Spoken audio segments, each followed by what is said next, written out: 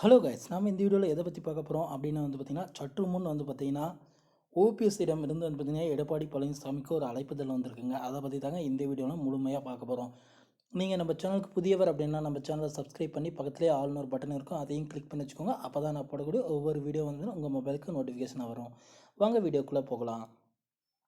OPS பார்த்திங்கன்னா அதிமுகவோட பொதுக்குழு கூட்டத்திலேருந்து நீக்கப்பட்டாலும் பார்த்திங்கன்னா அவரோட ஆதரவாளர்கள் பார்த்திங்கன்னா அவருக்கு பார்த்திங்கன்னா ஆதரவுகளாக தாங்க இருக்காங்க.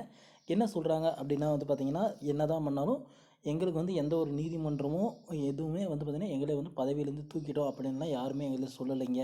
அதனால் நாங்கள் பார்த்திங்கன்னா கட்சி கொடி சின்னம் எல்லாமே நாங்கள் 2026 வரைக்கும் பயன்படுத்திட்டு தாங்க இருப்போம். நாங்கள் பார்த்திங்கன்னா எடப்பாடி பழனிசாமிக்கு பயப்படணும்னு அவசியம் இல்லை.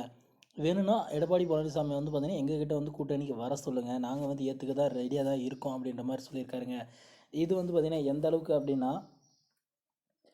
இவர்கள் பார்த்திங்கன்னா அதாவது சேலம் மாநாட்டில் பார்த்திங்கன்னா இவர்களோட கட்சிக்கு கொடியெல்லாம் பார்த்திங்கன்னா அவுக்கப்பட்டதுனால பார்த்திங்கன்னா பெரும் ஒரு கடும் ஒரு எதிர்ப்பு தெரிவித்தது காரணமாக அவர் இந்த மாதிரி சொல்லியிருக்காருங்க. என்ன சொல்லியிருக்காங்க, எடப்பாடி பழனிசாமி பார்த்திங்கன்னா இது பார்த்திங்கன்னா எடப்பாடி பழனிசாமி கட்சி கிடையாது, இது பார்த்திங்கன்னா எம்ஜிஆர் ஜெயலலிதா அவர்களால் உருவாக்கப்பட்ட ஒரு கட்சி. அடிமட்ட தொண்டனும் பார்த்திங்கன்னா பெரிய பதவி வரைக்கும் வரலாங்க.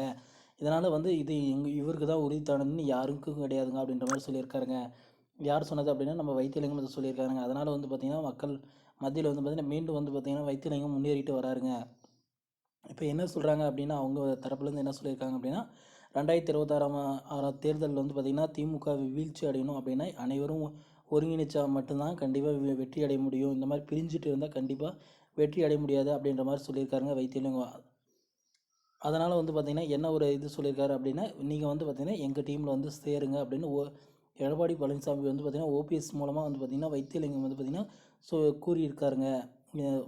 ஏன்னா வைத்தியலிங்கம் சொல்லியிருக்காரு, ஆனால் ஓபிஎஸ் டைட்டில் கொடுத்தீங்க அப்படின்னு நீங்கள் நினைக்கலாங்க. இதில் என்ன இவர்கள் எழுதிட்டுன்னா, வைத்தியலிங்கம் சொல்கிறது தாங்க ஓபிஎஸ்ன்னு சொல்லுவார். ஆமாசாமி போகிறது மட்டும்தாங்க ஓபிஎஸோட வேலை. இதனால் கூடிய விரைவில் பார்த்திங்கன்னா பல்வேறான மாற்றங்கள் நடைபெறும் அப்படின்னு எதிர்பார்த்துட்டு இருக்காங்க.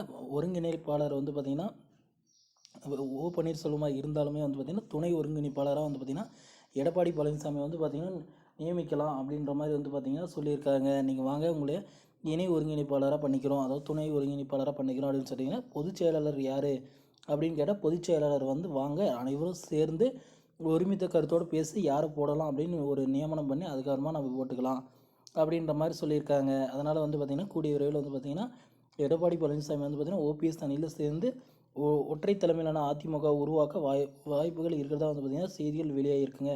ஓகே ஃப்ரெண்ட்ஸ், வீடியோ பிடிச்சிருந்தா நம்ம சேனலை சப்ஸ்கிரைப் பண்ணி வச்சுக்கோங்க. தேங்க்யூ.